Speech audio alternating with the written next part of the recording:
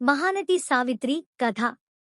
గుంటూరు జిల్లా చిర్రావూరు గ్రామంలో సామాన్య తెలగకాపు కుటుంబంలో జన్మించిన సావిత్రి చిన్నతనంలోనే తండ్రిని పోగొట్టుకుంది.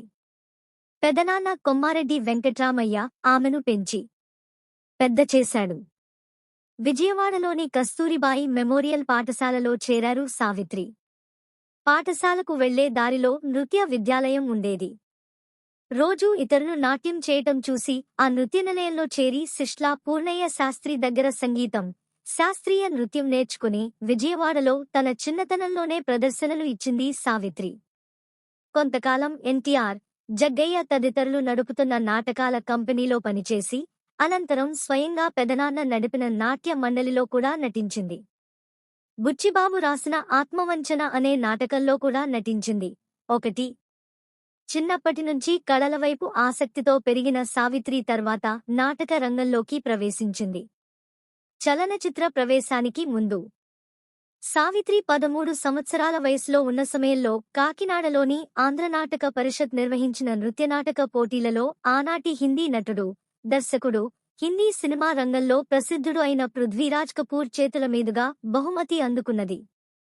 అది ఆమెలో కళల పట్ల ఆరాధన పెరగడానికి కారణమైంది. ఆమె 1949లో చలనచిత్రాలలో నటించడానికి మద్రాసు నగరం చేరిది. మద్రాస్ సినిమాల స్వర్గధామం. ఓ చిన్న ఆశతో వచ్చిన ఓ యువతి మొదటిసారి అవకాశం కోసం ప్రయత్నించినప్పుడు ఒక సినిమాలో ఒక పాత్ర కోసం అవకాశం లభించింది. కానీ డైలాగులు చెప్పేటప్పుడు సిగ్గుపడేవారు. హీరోలను చూసి విస్మయపోయేవారు. అదే సమయంలో తమిళ నటుడు జెమినీ గణేశన్ సావిత్రి యొక్క ఫోటోలను తీసుకుని 2 నెలల తర్వాత రమ్మని చెప్పి పంపాడు. ఆ తర్వాత ఆమెను వెతుక్కుంటూ అవకాశం వచ్చింది.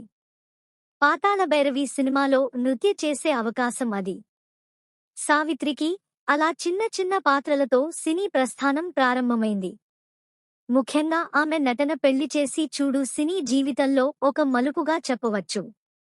అయితే సావిత్రిలోని అసామాన్య నటిని తెలుగు తెరకు పరిచయం చేసిన సినిమా మాత్రం దేవదాసులో పార్వతిగా సావిత్రి నటన అజరామరంగా నిలిచిపోయింది.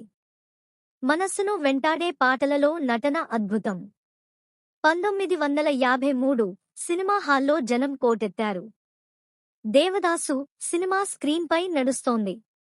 పార్వతి పాత్రలో సావిత్రి శోకంతో, ప్రేమతో, అద్భుతమైన హావభావాలతో నటన చూపిస్తుంది. ఆమె నటన హృదయాన్ని తాకుతుంది. ప్రేక్షకుల మనసుల్లో చిరస్థాయిగా నిలిచిపోయేలా చేసింది. ప్రేక్షకుల నుంచి గర్జనలు, చప్పట్లు. ఇండస్ట్రీలో కొత్త తార పుట్టిందనే చర్చ. ఇది కేవలం ఆరంభం.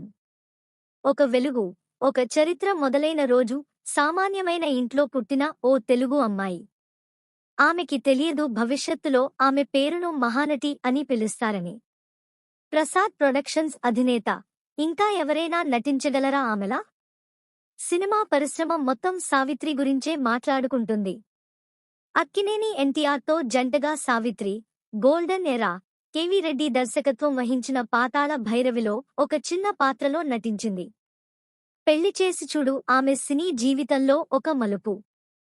కాని అందులో ఆమె రెండో కథానాయక పాత్రకే పరిమితం కావలసి వచ్చింది. తన నటనా ప్రతిభను నిరూపించుకోవటానికి ఆమె నృత్యరూపకుడు మరియు దర్శకుడు అయిన వేదాంతం రాఘవయ్య దర్శకత్వం వహించిన దేవదాసు సినిమా వరకు ఆగవలసి వచ్చింది. ఎల్వి ప్రసాద్ దర్శకత్వంలో మిస్సమ్మలో ప్రధాన పాత్ర పోషించింది. ఆ చిత్రంతో ఆమె తెలుగు చిత్ర పరిశ్రమలో అగ్ర కథానాయికగా స్థిరపడింది. ఆ తరువాత వచ్చిన దొంగరాముడు, అర్ధాంగి, చరణదాసి ఆమె స్థానాన్ని పదిలపరచాయి. 1957లో వచ్చిన తెలుగు చిత్ర చరిత్రలోనే అజరామరం అనదగిన మాయాబజార్ చిత్రంలో ఆమె ప్రదర్శించిన అసమాన నటనా వైదుష్యం ఆమె కీర్తి పతాకంలో ఒక మణిమకుటం. అది మొదలు ఎన్నో వైవిధ్యమైన పాత్రలను తనకే సాధ్యమైన రీతిలో పోషించి వాటికి ప్రాణ ప్రతిష్ఠ చేసింది. ఇతర విశేషాలు. అభిమానులు, ప్రచార సాధనాలు సావిత్రి జన్మదినాన్ని డిసెంబరు 6గా జరుపుకుంటాయి. మల్లెపూలు, వర్షం సావిత్రికి ఇష్టమైనవి. ఆమెది ఎడమ చేతివాటం. క్రికెట్, చదరంగం ఆటలను బాగా ఇష్టపడేది. చెన్నైలో క్రికెట్ మ్యాచ్ ఉంటే ఆమె తప్పక చూసేది. వెస్టిండీస్ ప్రముఖ ఆటగాడు గ్యారీ సోబర్స్ కు సావిత్రి అభిమాని. ఆ రోజుల్లోనే శివాజీ గణేశన్తో పాటు తారల క్రికెట్లో పాల్గొనేది. ఆమె వద్ద ఏనుగు దంతంతో చేసిన చదరంగం బల్ల కూడా ఉండేది. సావిత్రి మంచి చమత్కారి, అంతేకాదు ఇతరులను అనుకరించటంలో కూడా దిట్ట. ఆమె తన భర్త జెమినీ గణేశన్ను, రేలంగిని, బి సరోజాదేవిని, ఎస్వి రంగారావుని, ఇంకా అనేకమందిని తరచూ అనుకరించేది. దానధర్మాల విషయంలో ఆమెది ఎముకలేని చెయ్యి. ఒకసారి నిండుగా నగలతో అలంకరించుకుని ప్రధానమంత్రి లాల్ బహదూర్ శాస్త్రిని కలిసేందుకు వెళ్లి అక్కడ మొత్తం నగలన్నిటినీ వలిచి ప్రధానమంత్రి సహాయ నిధికి దానమిచ్చేసింది. అయితే ఆమె జీవిత ప్రయాణం అంత సులభమైంది కాదు. 1956లో అప్పటికే 2 పెళ్లిళ్లైన తమిళ నటుడు జెమినీ గణేశన్ను పెళ్లి చేసుకుంది. వారికి ఒక కుమార్తె, ఒక కుమారుడు విజయ చాముండేశ్వరి, సతీష్ కుమార్. అయితే ఆ పెళ్లి విఫలమైంది. తెలుగులో అమోఘ విజయం సాధించిన మూగమనసులు చిత్రాన్ని తమిళంలో నిర్మించి అందులో శివాజీ గణేశన్తో నటించింది. ఆ చిత్రం అపజయాన్ని ఎదుర్కొనడం ఆమె ఆర్థిక పతనానికి దారితీసింది. ఆర్థికంగా సమస్యలను ఎదుర్కొంటూ టీ నగర్ నుండి అన్నానగర్కు నివాసం మారిన తరువాత ఆమె ఆస్తిపాస్తులు కోల్పోయి తాగుడుకు, మత్తుమందులకు, నిద్రమాత్రలకు బానిసై 1981 డిసెంబర్ 26న మరణించింది. సినిమా పరిశ్రమలో సావిత్రి ఒక సింబల్.